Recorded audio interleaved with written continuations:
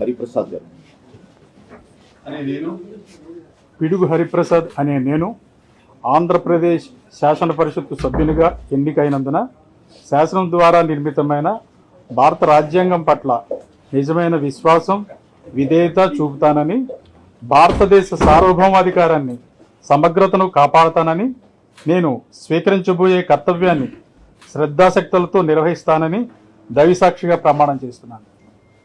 నేను ఆంధ్రప్రదేశ్ శాసన పరిషత్తు సభ్యుడైన పిడుగు హరిప్రసాద్ అనే నేను పరిషత్తు నియమాలకు కట్టుబడి ఉంటానని, వాటిని అనుసరిస్తానని, పరిషత్తు మర్యాదలను పాటిస్తానని, సాంప్రదాయాలను గౌరవిస్తానని దైవసాక్షిగా ప్రమాణం చేస్తున్నాను.